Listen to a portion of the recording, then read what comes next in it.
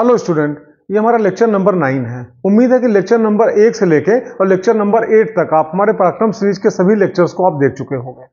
Lecture number 9 में हम आपको बताने जा रहे हैं द्रव्यमान केंद्र और घूर्णन गति, या आप यूं कह सकते हो centre of mass and rotational motion. NDA के एग्जाम के पॉइंट ऑफ व्यू से काफी इंपॉर्टेंट चैप्टर है। हर चैप्टर इंपॉर्टेंट है, किसी से कम किसी से ज्यादा क्वेश्चन पूछे जाते हैं, इससे भी क्वेश्चन अवश्य पूछे जाते हैं। सबसे पहले आपको समझाएं, देखो दृढ़ पिंड क्या होता है। आप जानते हो, ऐसे पिंड जिस पर कोई बाह्य बल आरोपित करने पर उसके कणों या उसके अणुओं, परमाणुओं, जो भी कह लो, के मध्य कोई आपेक्षिक विस्थापन न हो, तो ऐसे पिंडों को हम क्या कहते हैं? दृढ़ पिंड कहते हैं। जैसे हमारे हाथ में आप देख रहे हो, ये कपड़ा है, ठीक। अब देखो, इसको हमने हाथ में लिया ऐसे, ठीक है। आप जानते हो एक सिरा यहाँ पे, एक सिरा यहाँ पे, ऐसे हमने पकड़ा इसे, ठीक।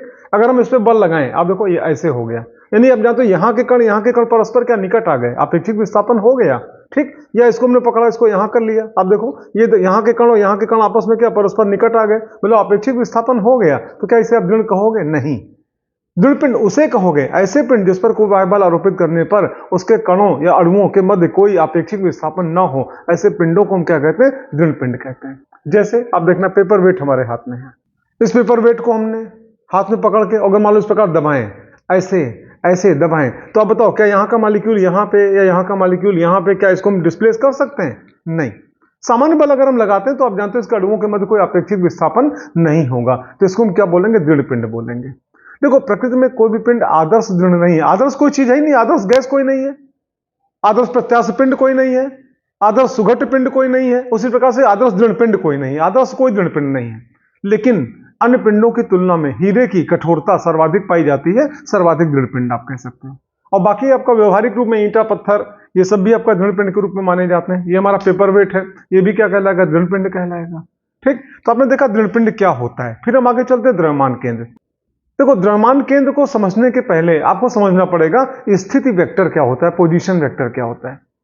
हमने आपको इसके पहले के लेक्चर्स में आपको समझाया भौतिक राशियां मुख्यतः दो प्रकार की होती हैं, अदिश राशियां और सदिश राशियां।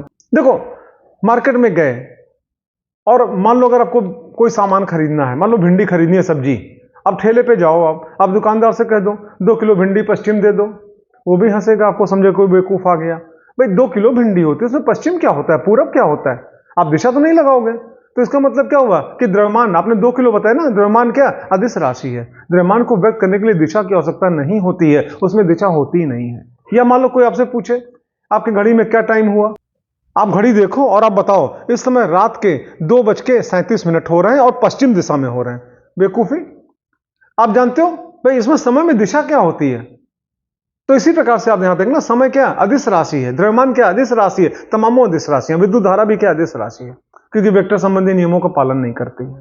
अच्छा, उसी प्रकार से बल, मान लो किसी छोटे से बच्चे को चोट लग गई, आपके सामने आया, रो रहा है, तुरंत आप देखना चाहते हो कहां लगी, कैसे लगी, किस एंगल पे लगी। जैसे मान लो कोई कील धंस गई, कुछ भी हो गया, तो उसको निकालना है, तो जब तक एंगल दिशा आपको मालूम नहीं होगी, आप अलग डायरेक्शन में अगर आप निकाल दोगे, बच्चा बेचारा घायल हो जाएगा।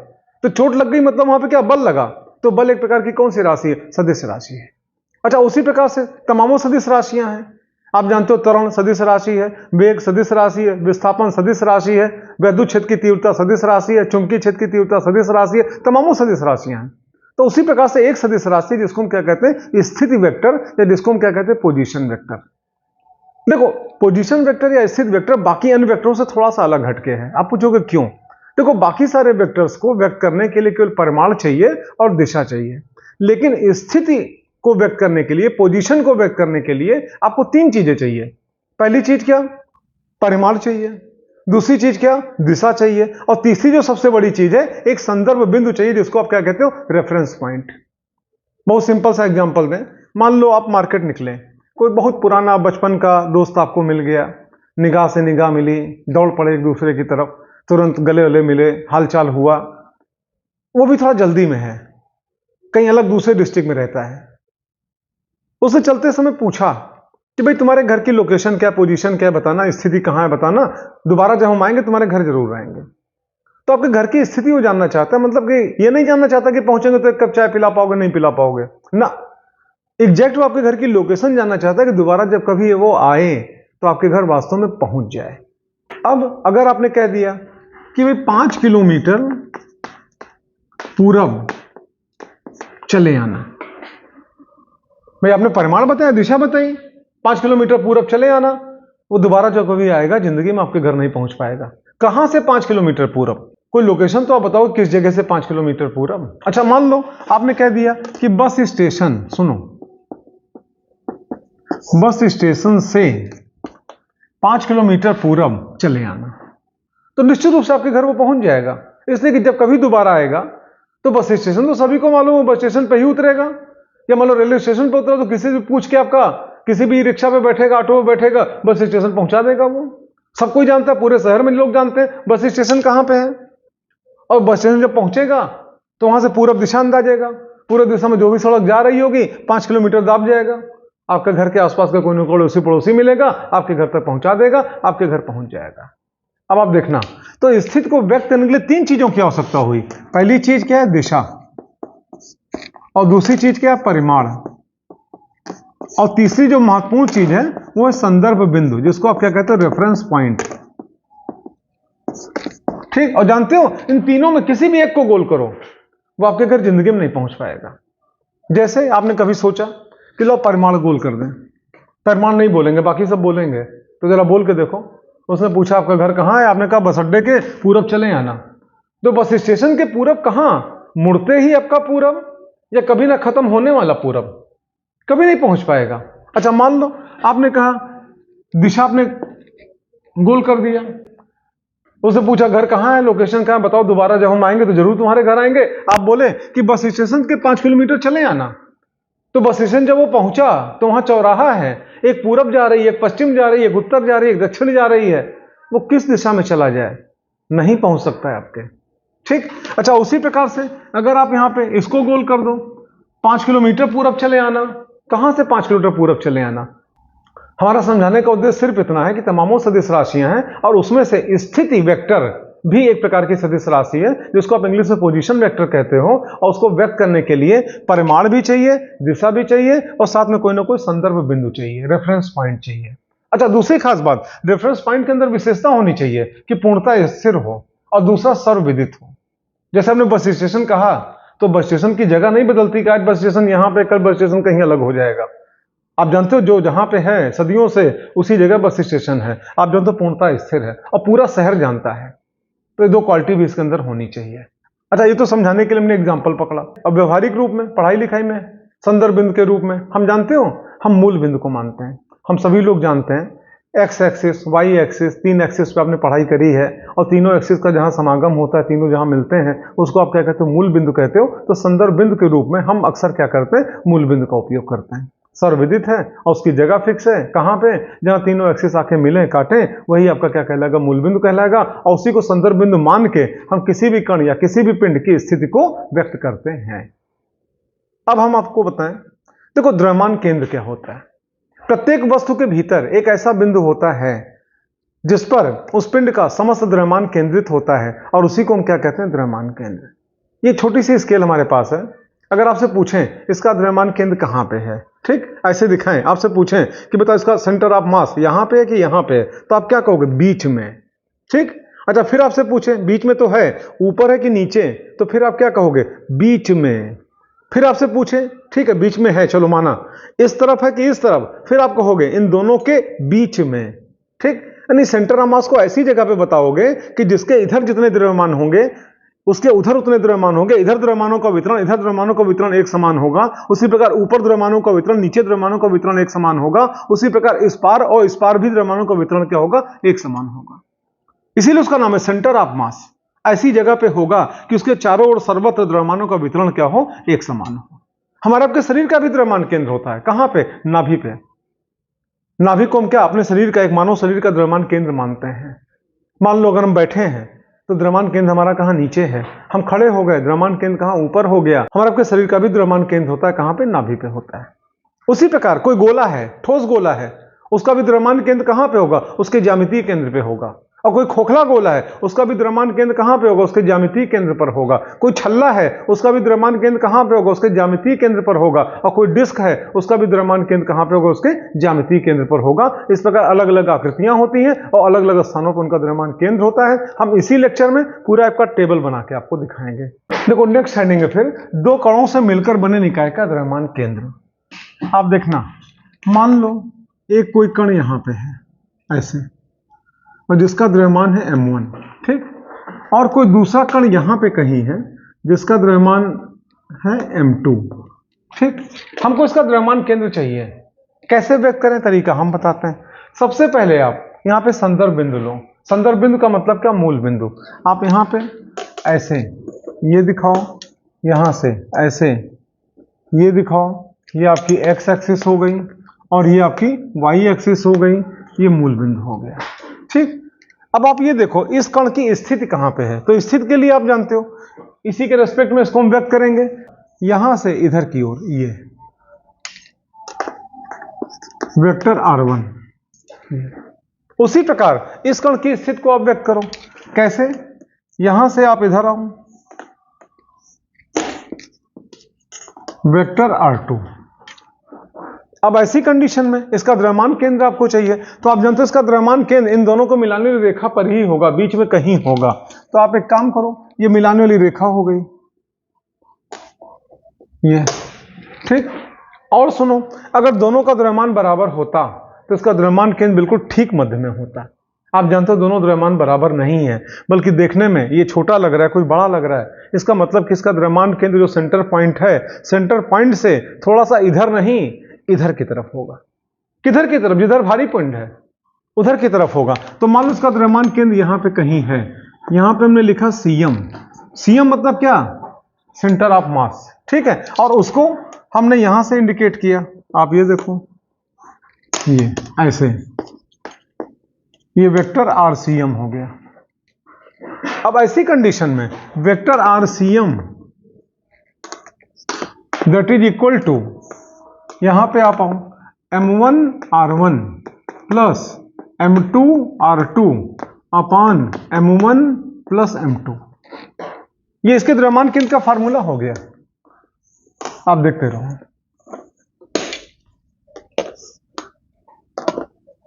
ये आप यहां पे ये भी कह सकते हो, इसको अगर आप इधर ट्रांसफर कर दो, और ट्रांसफर करने के पहले आप देखना यहां पे vector RCM that is equal to m1 r1 m2 r2 upon m1 plus m2, मतलब दोनों कणों के द्रव्यमानों का योगफल बराबर क्या, निकाय का द्रव्यमान। आप देखो निकाय क्या होता है, निकाय को इंग्लिश में सिस्टम बोलते हैं। सिस्टम का मतलब क्या, समूह। यहां पे क्या, दो कणों से मिलकर बना निकाय है। इस कण का नाम ए मान लो, इस कण का नाम बी मान लो, तो निकाय का नाम क्या हुआ, ए बी। ये निकाय दो कणों से मिलकर बना है। एक कण का नाम क्या है, ए, दूसरे कण का नाम क्या, बी। कण ए का द्रव्यमान कितना, m1, कण बी का द्रव्यमान कितना, m2, कण ए का स्थित वेक्टर कितना, वेक्टर r1, कण बी का स्थित वेक्टर कितना, वेक्टर r2, ठीक। और इसका द्रव्यमान केंद्र कहां, ये सामने, और द्रव्यमान केंद्र का स्थित वेक्टर कितना, वेक्टर आरसीएम। और वेक्टर आरसीएम का मान कैसे निकलेगा, m1 r1 plus m2 r2 बटे m1 प्लस m2। अच्छा आगे चलो, m1 क्या, निकाय के पहले कण का द्रव्यमान, प्लस m2 क्या, निकाय के दूसरे कण का द्रव्यमान, तो दोनों का टोटल कर दो, तो बराबर क्या हो जाएगा, पूरे पूरे निकाय का द्रव्यमान। अच्छा इसको अगर आप चाहो तो इधर ट्रांसफर भी कर सकते हो, तो यहां पे क्या हो जाएगा, m और इंटू वेक्टर आरसीएम, ये हो गया। और ये बराबर आपका हो जाएगा m1 r1 plus m2 r2।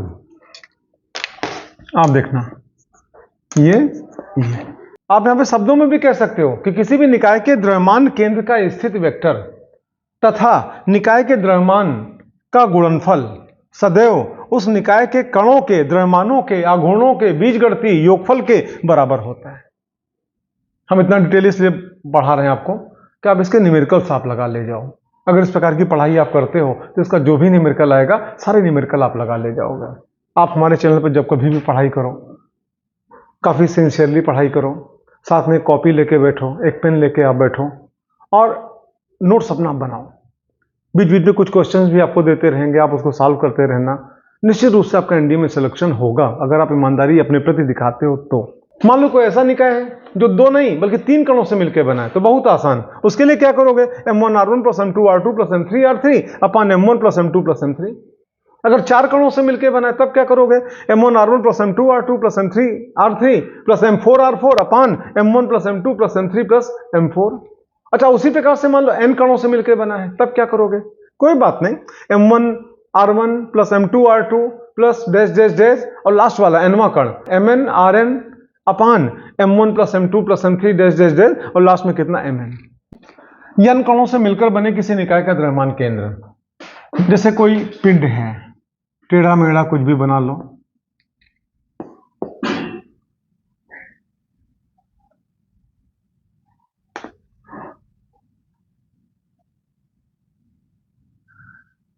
इस प्रकार से कई कणों से मिलकर बना हुआ है।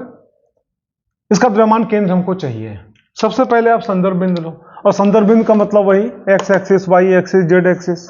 आप देखो एक एक्सिस ये हो गई, दूसरी एक्सिस ये हो गई, और तीसरी एक्सिस जानते हो ये होगी ऐसे।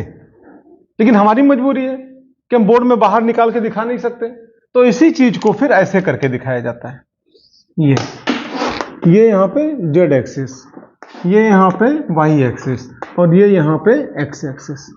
ध्यान रहे ये वास्तव में जेड इधर नहीं है, जेड इधर है। आप देखना एक्स और वाई के बीच का कोण 90 डिग्री, वाई और जेड के बीच का कोण 90 डिग्री, जेड और एक्स के बीच का कोण कितना 90 डिग्री। क्योंकि बोर्ड से बाहर निकाल के कोई रेखा हवा में नहीं खींची जा सकती है, इसलिए मजबूरी में इसको इधर दिखाया गया। मतलब हम इसलिए बोल रहे हैं कि आप समझना, देखने में कुछ भी लगे, लेकिन ये कोण है कितना 90 डिग्री, ये कोण है कितना 90 डिग्री, ये कोण है कितना 90 डिग्री। अब मान लो इसी का एक कोई कण यहां पे है जिसका द्रव्यमान कितना m1, ठीक, और इसका स्थित वेक्टर मतलब पोजीशन वेक्टर आप यहां से ले लो मूल बिंदु से, तो इसका पोजीशन वेक्टर ये हो गया ऐसे, वेक्टर r1, ठीक। अच्छा उसी प्रकार से कोई दूसरा कण आप ले लो, यहां पे ये मान लो m2 है, तो इसका पोजीशन वेक्टर आप ले लो, यहां पे ये लो,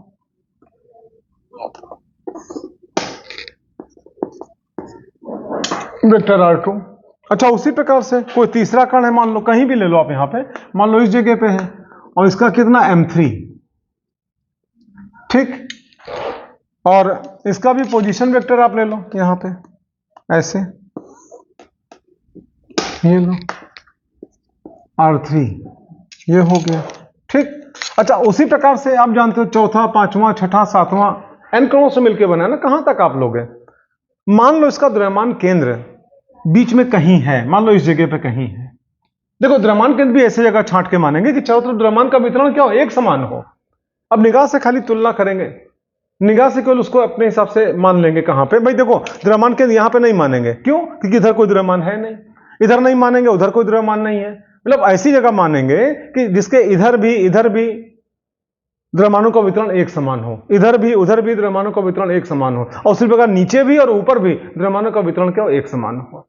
फिलहाल हम यहाँ पे समझ रहे हैं, हमने मान लो यहाँ पे ये मान लिया सेंटर ऑफ मास है CM इसका यहाँ पे, ठीक। अच्छा और इसका जो स्थिति वेक्टर है ये मान लो आपका इस प्रकार से है ऐसे, वेक्टर RCM, ये हो गया।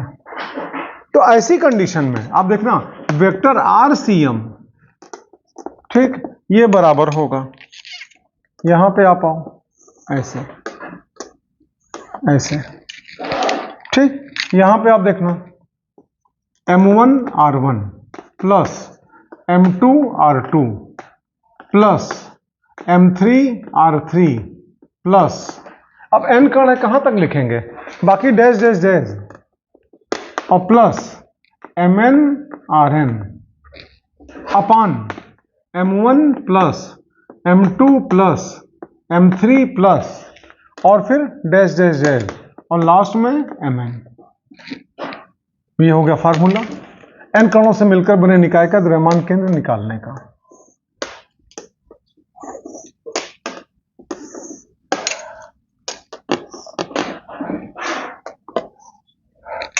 ठीक, देखो ये जो वेक्टर RCM है, अब इसका आप कार्टेशियन कंपोनेंट आप देखने जा रहे हो, जिसको आप हिंदी में क्या कहते हो, कार्तीय घटक। मान लो वेक्टर RCM का x अक्ष के अंतरिक्ष घटक कितना XCM, y अक्ष के अंतरिक्ष घटक कितना वेक्टर YCM, और z अक्ष के अंतरिक्ष घटक कितना वेक्टर ZCM है। अच्छा बिना वेक्टर का चिन्ह लगाए अगर आप कहो कि वेक्टर RCM बराबर XCM plus YCM plus ZCM, बिल्कुल गलत है। आप एक बात समझना, तीनों का टोटल बराबर आपका इसके बराबर नहीं हो सकता, ये लाइन बिल्कुल गलत है। हाँ लेकिन अगर आप यूं कहो vector RCM that is equal to vector XCM plus vector YCM और प्लस वेक्टर ZCM, तो ये लाइन बिल्कुल सही है। कई लोग सोच रहे होंगे भाई ऊपर और नीचे की लाइन में अंतर क्या, बहुत बड़ा अंतर है। ऊपर की लाइन देखो, इसमें वेक्टर का सिंबल कहीं नहीं लगा है, और नीचे की लाइन में देखो हर जगह वेक्टर का सिंबल लगा हुआ है। तो हम यहां पे यूं कह रहे हैं कि देखो एक्स एक्सिस के अंदर जो भी घटक होगा उसका परिमाण, वाई एक्सिस के अंदर जो भी घटक होगा उसका परिमाण, और जेड एक्सिस के अंदर जो भी घटक होगा उसका परिमाण, तीनों परिमाणों को अगर जोड़ दोगे तो वेक्टर आरसीएम के बराबर कभी भी नहीं मिलेगा। हाँ, लेकिन वेक्टर के तरीके से अगर आप जोड़ते हो तो आप यूं कह सकते हो vector X CM plus vector Y CM plus vector Z CM that is equal to vector RCM, ये कह सकते हो, ये लाइन सही है। अच्छा, वहीं पे आप आओ, वेक्टर आरसीएम आप देखना दैट इज इक्वल टू, अगर हम चाहें तो एक्स सीएम करके वाई कैप लगा दें। आप जानते हो इसका मतलब यही हुआ, वेक्टर एक्स सीएम का मतलब क्या हुआ कि वेक्टर आरसीएम का एक्स अक्ष के अंदिश घटक। अच्छा, यहां पे इसका मतलब क्या हुआ कि वेक्टर आरसीएम के एक्स अक्ष के अंदिश घटक का परिमाण और साथ में आई कैप लग गया, तो दोनों मिलके बराबर आपका ये हो गया, मतलब एक्स सीएम और आई कैप बराबर क्या, वेक्टर एक्स सीएम। अच्छा, उसी प्रकार से प्लस है तो प्लस लगाया। अब यहां पे आओ, देखो वेक्टर वाई सीएम लिखा है, इसका मतलब क्या, परिमाण दिशा दोनों।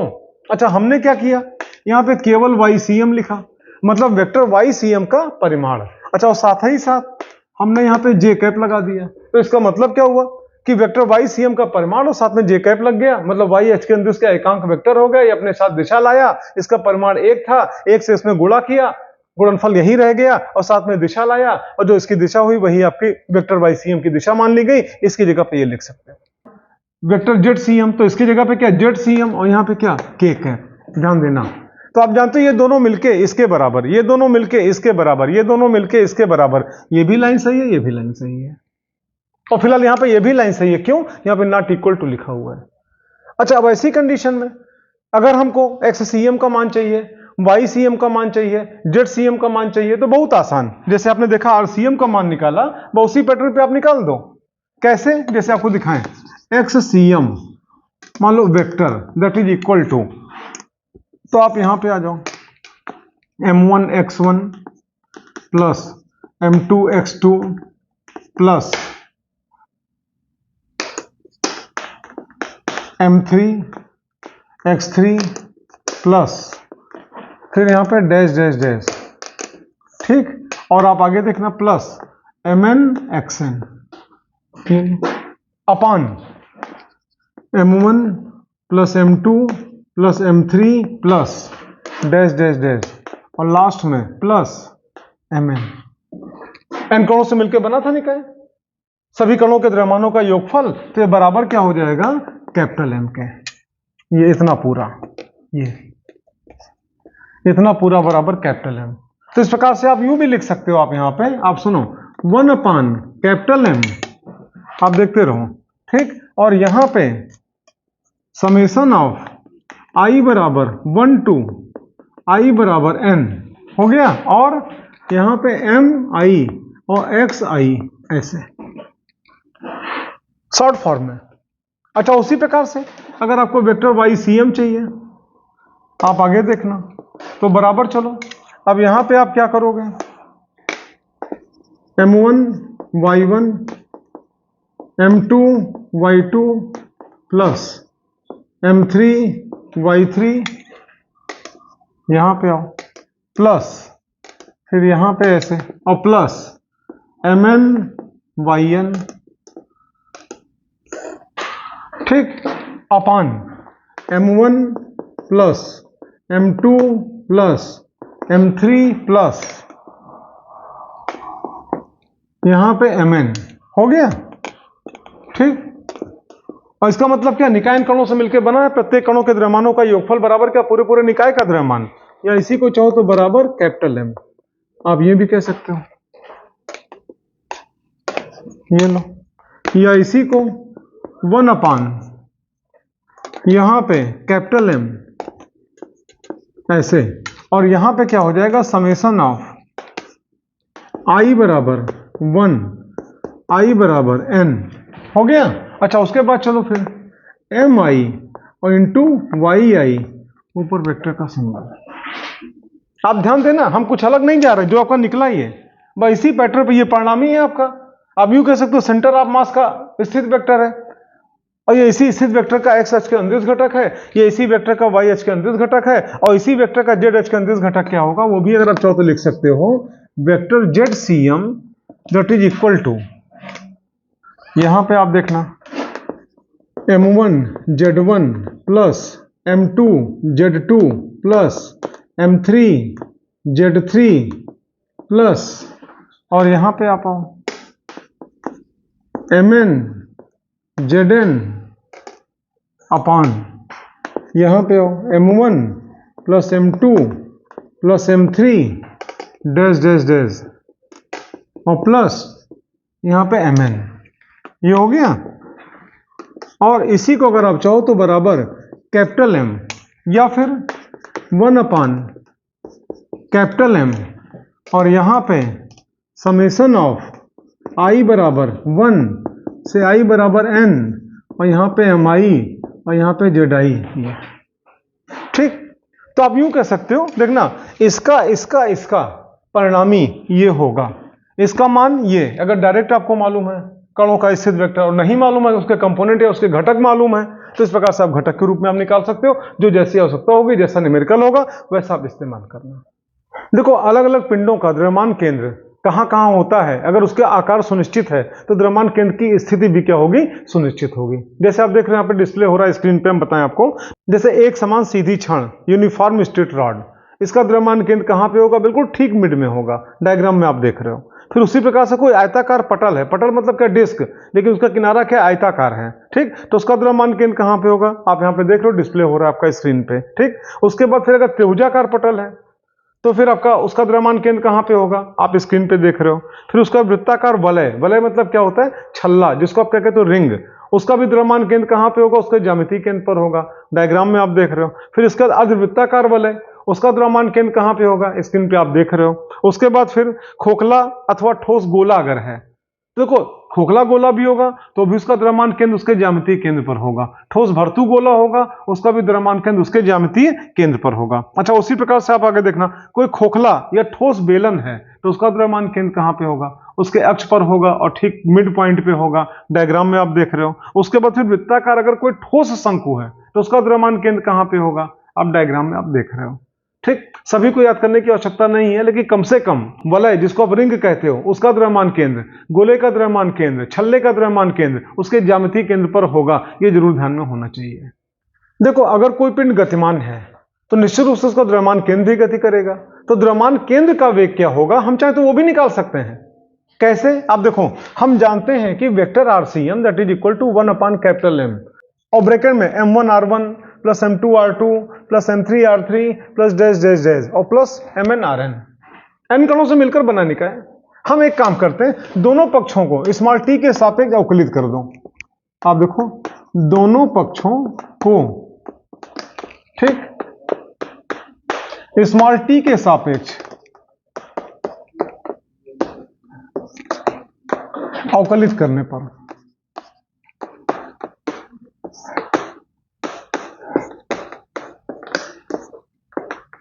ठीक, तो यहां पे क्या हो जाएगा, d बाई डी टी, और यहां पे क्या लिखा है आरसीएम, तो ऐसे लिख दो, बराबर 1 अपान कैपिटल एम।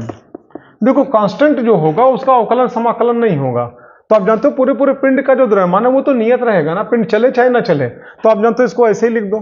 फिर यहां पे ब्रैकेट शुरू हुआ, आप आगे देखना m1r1, तो आप जानते हो अगर निकाय गतिमान है तो उसकी केवल स्थिति बदलेगी, उसके कणों का द्रव्यमान तो बदलेगा नहीं, तो जो कांस्टेंट है उसको बाहर निकालो और जो बदलेगा उसका अवकलन करना है। तो आप एक काम करो, m1 यहां पे हो गया और यहां पे फिर आपका हो गया d बाई डी टी, आप देखना, और r1, फिर प्लस यहां पे m2, अच्छा उसके बाद फिर d बाई डी टी और r2, फिर आप आगे देखना प्लस m3 और d बाई डी टी, और यहां पे r3, फिर प्लस करो डैश डैश डैश ऐसे ये, अच्छा उसके बाद फिर mn और यहां पे डी बाई डी टी, ये, और यहां पे आर एन,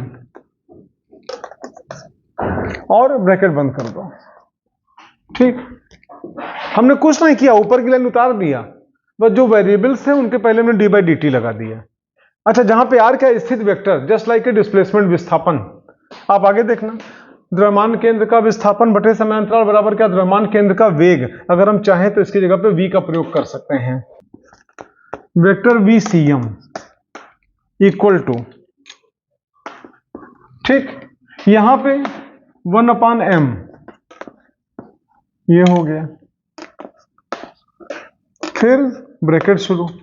अब आप यहां पे आओ, m1, और ये क्या है, पहले कण का स्थित वेक्टर, यूं कह सकते हो डिस्प्लेसमेंट विस्थापन बटे समयांतराल बराबर क्या, वेग। तो पहले कण का वेग, तो इसको अगर आप चाहो यहां पे तो वेक्टर v1 भी लिख सकते हो, प्लस करो m2, तो यहां पे m2 हो गया, और फिर यहां पे दूसरे कण का वेग, वेक्टर v2 हो गया। फिर आप आगे देखना, प्लस करो तीसरे कण का द्रव्यमान, और उसके बाद फिर तीसरे कण का वेग, तो यहां पे क्या हो गया, वेक्टर v3 हो गया। फिर प्लस करो, और उसी प्रकार से जितने भी कण हैं, चौथा, पांचवा, छठा, सातवां, करते करते जो आखिरी कण है ये mn हो गया, और यहां पे क्या हो जाएगा, vn, ये और ये। ठीक, या इसी को अगर आप चाहो तो vector vcm that is equal to 1/M, और छोटा में इसको लिख दिया जाए, आप देखना ये, और यहां पे अगर हम चाहें तो ब्रैकेट शुरू कर लो, और इसको आप पहचानते हो, अभी हमने परिचय कराया, समेशन, और यहां पे क्या हो जाएगा, MI VI, ऊपर वेक्टर का सिंबल। आप पूछोगे आई क्या चीज है, पॉजिटिव इंटीजर, धनात्मक पूर्णांक संख्या, और आई का मान आप देखना कितने से शुरू, 1 से, 1 1 2 2 1 से शुरू, तो आई बराबर कितना, 1, और कितने पे खत्म, n पे, तो ये बराबर क्या हो गया, n। आप ब्रैकेट बंद करो यहां पे, और इसको आप पैक कर दो। इस प्रकार से आप देख रहे हो द्रव्यमान केंद्र के वेग का फार्मूला आपको मिल गया।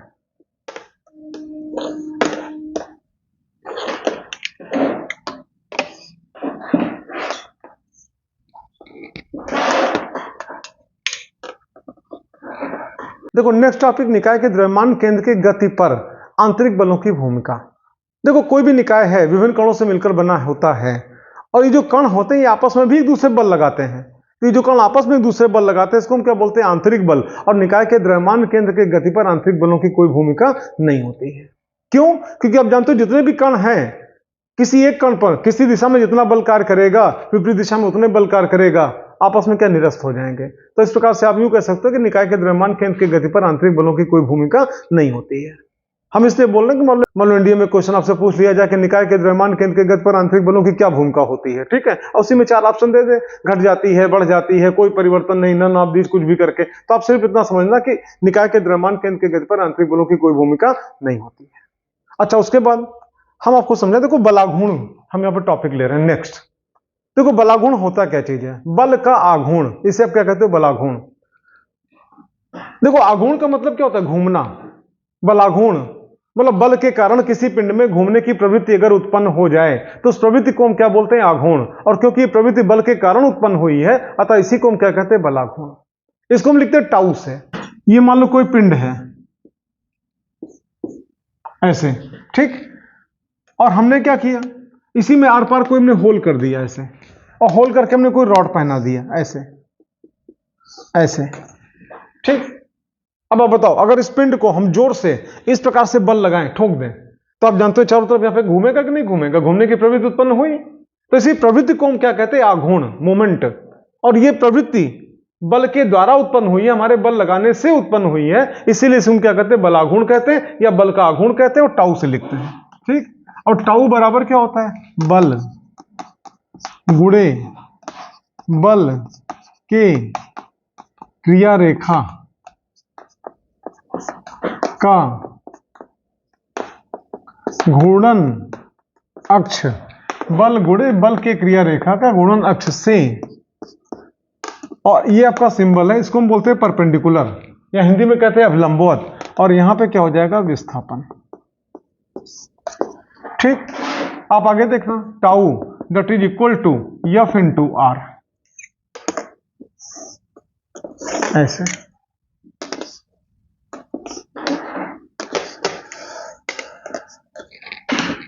और आप जानते हो ये भी वेक्टर क्वांटिटी है, और ये वेक्टर क्वांटिटी है, और ये भी क्या वेक्टर क्वांटिटी है। और आप जानते हो कि नहीं, दो वेक्टरों का गुणा करने पे प्राप्त गुणनफल अगर कोई वेक्टर हो तो इस प्रकार के गुणन को हम क्या कहते हैं, वेक्टर गुणन कहते हैं, और क्रॉस चिन्ह के द्वारा व्यक्त करते हैं। तो अगर इसी को हमको व्यक्त करना हो, वेक्टर फॉर्म में अगर लिखना हो, तो हम इस प्रकार लिखेंगे, tau that is equal to ये, यहां पे यहां पे यहां पे वेक्टर का सिंबल, और दोनों वेक्टर और गुणनफल भी वेक्टर, तो बीच में कौन सा सिंबल, क्रॉस का। और जानते हो vector A cross vector B बराबर क्या होता है, ए बी साइन थीटा, और साथ में एन कैप। तो उसी प्रकार से यहां पर भी आप देखना, vector tau that is equal to vector R cross vector F that is equal to R F, और यहां पे क्या होगा, साइन थीटा, और साथ में क्या होगा, एन कैप। जहां पे एन कैप क्या होगा, बलाघूर्ण की दिशा को व्यक्त करेगा। किधर होगा, वेक्टर आर और वेक्टर एफ इन दोनों को मिलाने वाले तल के अभिलंबवत होगा, और दक्षिणावर्ती पेंच के नियम के अनुरूप होगा। हम जो भी बातें बोल रहे हैं हमारे पराक्रम सीरीज का लेक्चर नंबर 2 आप देखना, आपको जानकारी मिल जाएगी। आप आगे देखना फिर। अब यहीं पे मान लो कोई पिंड है, किसी एच के परता घूम सकता है, तो जानते हो घुमाने के लिए आवश्यक न्यूनतम बलाघूर्ण की मात्रा क्या हो जाएगी, सुनिश्चित है। अब ऐसी कंडीशन में अगर आर का मान आप ज्यादा रखते हो तो एफ का मान क्या होगा, कम होगा, और अगर आर का मान कम रखते हो तो एफ का मान क्या होगा, ज्यादा होगा। मान लो कोई गेट है, इस प्रकार से कोई गेट है, मान लो ऐसे, ठीक, यहां पे कब्जा लगा हुआ है, और इस प्रकार से गेट खुलता बंद होता है, ऐसे ऐसे, ठीक। अब अगर कोई आपसे कहे कि देखो हम यहां पे बल लगाएंगे, अब देखो आप जानते हो इस प्रकार से कब्जा यहां पे लगा ना, इस प्रकार से ऐसे घूमता है, यानी आप जानते हो इसके घूमने की एक्सिस कहां पे, यहां पे है। अगर किसी ने यहां पे बल लगाया, तो अगर यहां पे बल लगाएगा, आर का मान क्या बहुत ज्यादा है, और जब आर का मान बहुत ज्यादा है तो थोड़ा ही बल लगाएगा, आसानी से खुल जाएगा और बंद हो जाएगा। अच्छा, किसी ने अगर यहां पे बल लगाया तो आर का मान क्या कम हो गया, और जब आर का मान कम हो गया तो निश्चित रूप से खोलने बंद करने के लिए क्या ज्यादा बल लगाना पड़ेगा। कोई अगर यहां पे बल लगाए तो आर का मान क्या और कम हो गया, अगर आर का मान और कम हो गया तो निश्चित रूप से खोलने बंद करने के लिए उसको क्या और ज्यादा बल लगाना पड़ेगा। और आप जानते हो कोई अगर कहे कि जो कब्जा है हम कब्जे पे ही बल लगाएंगे, इसका मतलब कि आर का मान कितना हो गया, 0 हो गया। एफ का मान चाहे जितना आप लगा डालो, दरवाजा टूट जाएगा लेकिन न खुलेगा न बंद होगा। आप जानते हो सबके घर में हैंडपंप है, हैंडपंप का हत्था लंबा रखते हैं। क्यों लंबा रखते हैं, इसीलिए कि आप जानते हो बाहरी किनारे को पकड़ के जब हैंडपंप को हम चलाएंगे इस प्रकार से, तो आप जानते हो आर का मान क्या होगा, ज्यादा होगा, और जब आर का मान ज्यादा होगा तो कम बल लगा के आसानी से हैंडपंप को हम चला सकते हैं, ठीक, पानी निकाल सकते हैं। और वहीं पे हैंडपंप का हैंडल अगर टूट जाए, एक गिलास पानी निकालना आपके लिए मुश्किल हो जाएगा, क्योंकि हैंडल अगर टूट गया तो टूटे हुए भाग को अलग करके बाकी जो भाग जुड़ा है उसको पकड़ के अगर चलाने की कोशिश करोगे तो आर का मान बहुत कम हो जाएगा, और जब आर का मान बहुत कम हो जाएगा तो चलाने के लिए बहुत बल लगाना पड़ेगा, हो सकता उतना बल हम ना भी लगा पाए। इस प्रकार से आपने देखा बलाघूर्ण के बारे में। आप जानते हो इसका मात्रक क्या होता है, न्यूटन मीटर। इसका विमित सूत्र क्या होगा, इसका आप जानते हो ml⁻², और इसका क्या होगा, यल होगा। दोनों को इकट्ठा कर दो, बराबर क्या हो जाएगा, ml²T⁻², होगा। देखो नेक्स्ट टॉपिक, पिंडों की गतियां। पिंडों की गतियां 3 प्रकार की होती हैं, स्थानांतरीय गति, घूर्णन गति और कांपनिक गति, जिसको आप इंग्लिश में कहते हो ट्रांसलेशनल मोशन, रोटेशनल मोशन और वाइब्रेशनल मोशन। हमारे हाथ में स्केल है, स्केल यहाँ पे था, इसको हम यहाँ लाए, यहाँ ले गए, यहाँ ले गए, यहाँ ले गए, यहाँ ले गए, ऐसे ले गए। हम यहाँ पे कौन सी गति करा रहे हैं, स्थानांतरीय। अब देखो स्थान अंतरीय मतलब स्थान में अंतर हो गया, मतलब स्थान बदल गया, पहले इस स्थान पे था अब इस स्थान पे आ गया, अब इस स्थान पे चला गया, अब इस स्थान पे चला गया, अब इस स्थान पे चला गया, स्थान बदल रहा है।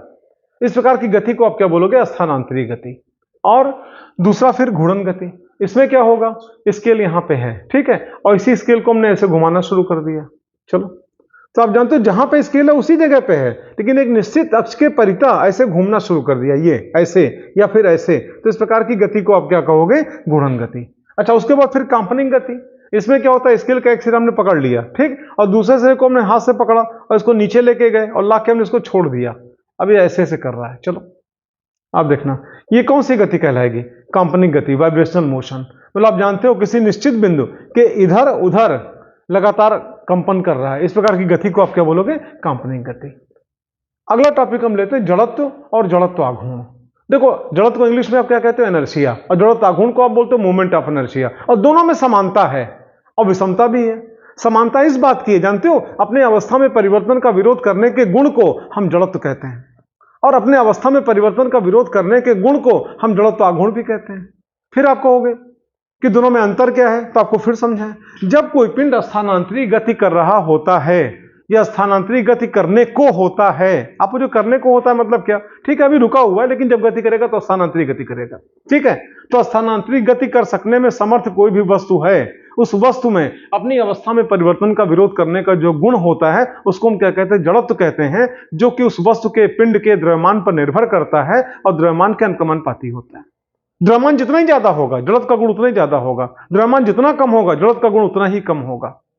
अच्छा, जड़त्व आघूर्ण ये भी अवस्था में परिवर्तन का विरोध करने के गुण को जड़त्व आघूर्ण भी कहते हैं, लेकिन बशर्ते कब? जब पिंड घूर्णन गति कर सकने में समर्थ हो, घूर्णन गति कर रहा हो या घूर्णन गति करने वाला हो। जिस रूम में आप बैठ के हमारा लेक्चर आप देख रहे हो, ऊपर एक फैन चल रहा होगा, वो फैन पूरे कमरे में नहीं टहल रहा है। अगर वो फैन पूरे कमरे में टहलता तो स्थानांतरित गति करता, वो अपनी जगह पे रुका हुआ फिक्स है, और अपनी जगह फिक्स होके और एक निश्चित अक्ष के परिता, अक्ष कौन सा? वो जो रॉड ऊपर से नीचे तक आया है उसके परिता लगातार घूम रहा है, घूम रहा है, घूम रहा है। ठीक है, वो कौन सी गति कर रहा है? आपका घूर्णन गति कर रहा है, और उसके अंदर अपनी अवस्था में परिवर्तन का विरोध करने को जो गुण है उसको हम क्या कहते हैं? जड़त्व आघूर्ण। अब देखो, जड़त्व आघूर्ण होता क्या चीज है? पहले तो आप देखना, किसी कण का किसी अक्ष के परिता जड़त्व आघूर्ण। मान लो कोई कण है और किसी सर्कुलर पाथ पे ऐसे गति कर रहा है, ये ऐसे हॉरिजॉन्टल सर्कुलर पाथ है, क्षैतिज वृत्ताकार पथ है, ऐसे गति कर रहा है, इसका सेंटर है। तो ऐसी कंडीशन में जानते हो, यहां पे अगर किसी एक्सिस की हम कल्पना कर लें, ऐसे ये ऐसे, ठीक, तो आप जानते हो इस एक्सिस के अबाउट रोटेट कर रहा है ऐसे। ठीक, इस कण का द्रव्यमान अगर मान लो m है और इस कण की अक्ष से अभिलंबोत दूरी अगर मान लो स्मॉल r है, तो ऐसी कंडीशन में इस कण का इस अक्ष के परिता जो जड़त्व आघूर्ण होगा वो mr² होगा, और जिसको किससे लिखा जाएगा? I से। आप यूं कह सकते हो, किसी भी कण का किसी भी अक्ष के परिता जड़त्व आघूर्ण सदैव उस कण के द्रव्यमान तथा उस कण की गुणनक से अभिलंबित दूरी के वर्ग के गुणनफल के बराबर होता है। ये किसी कण का किसी अक्ष के परिता जड़त्व आघूर्ण का फॉर्मूला हो गया। इसका मात्रक क्या होगा? Kilogram metre square. विमी सूत्र क्या होगा? ml² होगा। एक टेंसर क्वांटिटी है। अच्छा, उसके बाद चलो, किसी पिंड का किसी अक्ष के परिता जड़त्व आघूर्ण अगर निकालना हो तो वो कैसे निकालेंगे? मान लो कोई पिंड है, टेढ़ा मेढ़ा कुछ भी हमने ले लिया, हमने आपको भेजा, गए बाहर से कोई ईंटा पत्थर कुछ भी उठा लाए, ऐसे ये लो,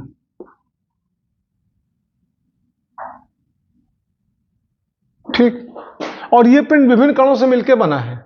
मान लो कोई एक कण यहां पे है, इसका द्रव्यमान m1, कोई दूसरा कण यहां पे, इसका द्रव्यमान m2, कोई तीसरा कण यहां पे, इसका द्रव्यमान कितना? m3, कोई चौथा कण यहां पे, इसका द्रव्यमान कितना? m4। अगला कोई मान लो कोई कण यहां पे, इसका द्रव्यमान कितना? mm। अच्छा, हमने क्या किया? मान लो इसी में आर पार कोई ड्रिल मशीन मंगाया और आर पार हमने कोई होल कर दिया, और होल करके हमने कोई रॉड पहना दिया। चलो देखना, ये ऐसे कोई रॉड पहना दिया। अच्छा, उसके बाद अगर यहां पे जोर से इसको बल लगाएं, ठोकें इसको, तो आप जानते हैं इसी के अबाउट क्या करेगा? रोटेट करेगा ऐसे, ये, ठीक। तो इस एक्सिस को आप क्या कहोगे? रोटेशनल एक्सिस, या इसी को आप क्या कहोगे? घूर्णन अक्ष। और ऐसी कंडीशन में इस अक्ष के परिता इसका जड़त्व आघूर्ण क्या होगा? तो उसके लिए आप एक काम करो, यहां से लेके यहां तक की दूरी निकाल लो r1, यहां से लेके यहां तक की दूरी निकाल लो r2, यहां से लेके यहां तक की दूरी निकाल लो r3, उसी प्रकार यहां से यहां तक का निकाल लो r4, और ये आपका nवां कण है तो इसको मान लो rn। अब आप एक काम करो, अभी तुरंत आपने देखा था किसी कण का किसी अक्ष के परिता जड़त्व आघूर्ण सदैव उस कण के द्रव्यमान और उस कण की गुणनक से अवलंबित दूरी के वर्ग के गुणनफल के बराबर होता है। अगर कण का द्रव्यमान m है, दूरी अगर r है, तो उस कण का अक्ष के परिता जड़त्व आघूर्ण क्या होगा? mr²। अब आप एक काम करो, ये पिंड जिन जिन कणों से मिलकर बना है, इन सभी कणों का अक्ष के परिता जड़त्व आघूर्ण आप निकालो।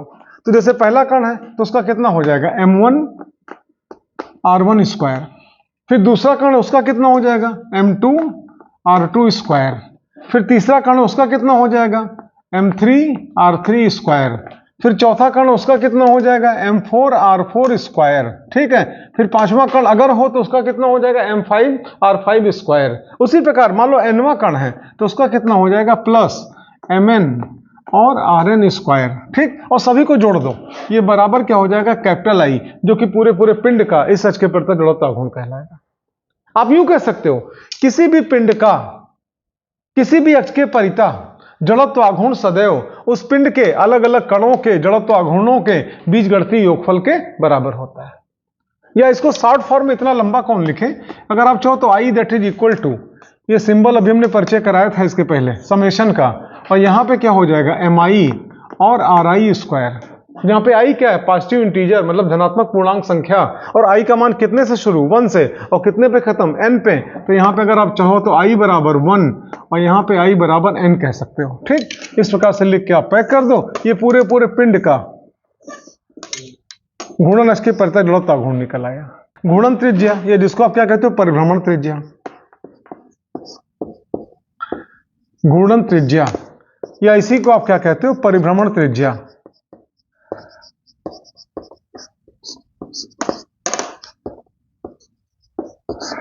ठीक, या इसी को हम बोलते हैं रेडियस ऑफ गिरेशन।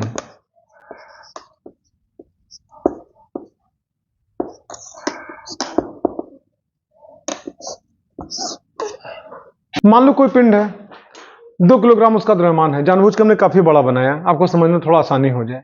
हमने इसमें क्या किया, ड्रिल किया आर पार और एक रॉड पहना दिया। अब आप जानते इस प्रकार से अगर हम बल लगाएंगे तो लगातार यहाँ पे क्या रोटेट करेगा, रोटेट कर सकता है। अगर आपसे पूछे इसका जड़त्व आघूर्ण कितना, तो अभी इसके पहले आपने देखा ये पिंड जितने भी कणों से मिलकर बना है, अलग अलग कणों का द्रव्यमान निकाल लो, अलग अलग कणों की घूर्णन से अब लंबवत दूरियां निकाल लो, दूरी का वर्ग करो, द्रव्यमान से गुणा करो और जितना भी है सबका आपस में क्या योग करो, जो टोटल निकल के आएगा वही इसका जड़त्व आघूर्ण कहलाएगा। मान लो इसका जड़त्व आघूर्ण आपने निकाला और आई बराबर कितना निकला 32 किलोग्राम मीटर स्क्वायर, ठीक। अब आपको यहां पे क्या है, आपको ये चाहिए रेडियस ऑफ गिरेशन, घूर्णन त्रिज्या, परिभ्रमण त्रिज्या, और आप जानते हो इसका द्रव्यमान कितना होता है 2 किलोग्राम। तो अब हम आपसे कहेंगे बेटा एक काम करो, इस पिंड के द्रव्यमान 2 किलोग्राम को बताओ कहां पे स्थिर माने, यहां पे माने, यहां पे माने, यहां पे माने, किस जगह पे कहां पे स्थित माने कि उस बिंदु की अक्ष से दूरी को अगर हम स्क्वायर करके और उसके द्रव्यमान में गुणा कर दें तो ये 32 निकल आवे। नहीं समझ पाए, इस पिंड का द्रव्यमान कितना 2 किलोग्राम है। अगर आपसे कहें कि इस पिंड के द्रव्यमान 2 किलोग्राम को हम किस जगह पे स्थित माने, यहां पे स्थित माने कि यहां पे स्थित माने कि यहां पे स्थित माने कि यहां पे इतनी दूर स्थित माने, कहीं भी कहां पे स्थित माने कि जहां पे स्थित माने वहां से लेकर यहां तक की जो दूरी आवे उस दूरी का वर्ग कर दें और वर्ग को इसके द्रव्यमान से गुणा कर दें और जो गुणनफल है वो आपका एग्जैक्ट आपका कितना 32 आ जाए। तो ऐसी दशा में उस बिंदु की इस अक्ष से जो भी दूरी होगी उसी को हम क्या कहेंगे घूर्णन त्रिज्या या परिभ्रमण त्रिज्या कहेंगे। और किससे लिखेंगे, के से लिखेंगे। आप यूं कह सकते हो आई बराबर एम के स्क्वायर। अब आप आगे देखना, आई बराबर एम का मान कितना 2 किलोग्राम, ठीक। अब किसी ने हमसे कहा कि सर ऐसा करिए 3 मीटर की दूरी मान लीजिए।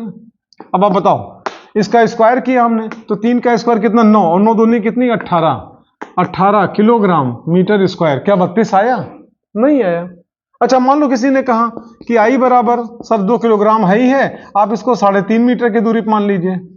चलो ठीक, तो आप जानते हो 3.5 का स्क्वायर करो, 3.5 का स्क्वायर जब आप करोगे तो आप जानते हो 12.25 आएगा और उसको 2 से गुणा कर दो, ये बराबर आपका आ गया 24.5 और किलोग्राम मीटर स्क्वायर। अभी भी 32 नहीं आया।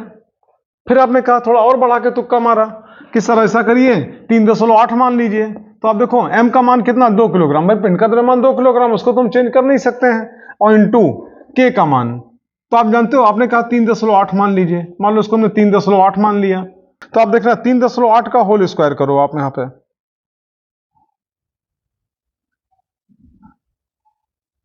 14.44 आया और इसको 2 से गुणा करो तो बराबर आ गया 28.88 किलोग्राम मीटर स्क्वायर। ये आ गया 32 तो अभी भी नहीं आया। फिर आप क्या करोगे और बढ़ाओगे। मान लो आप ही में से कोई बोल बैठा कि ऐसा करिए सर 4.5 मान लीजिए। तो अगर 4.5 मान लेंगे और मीटर का होल स्क्वायर यहां पे करेंगे तो आप देखना 4.5 गुणे 4.5 बराबर ये 20.25 आ गया, और इसको 2 से गुणा करो तो बराबर कितना आ गया 40.5 और किलोग्राम मीटर स्क्वायर आ गया। अब तो ज्यादा हो गया 32 से, आप इसको और कम करो तो इस प्रकार से मान लो आप यहां पे आई बराबर 2 किलोग्राम हुआ, और यहां पे आओ के का मान, तो के का मान मान लो अगर हम यहां पे 4 मीटर मान लें तो होल स्क्वायर कर दें, तो 4 का स्क्वायर कितना 16, और 16 दूना 32, तो बराबर हो गया 32, और यहां पे किलोग्राम और मीटर स्क्वायर ये आ गया, एग्जैक्ट 32 आ गया।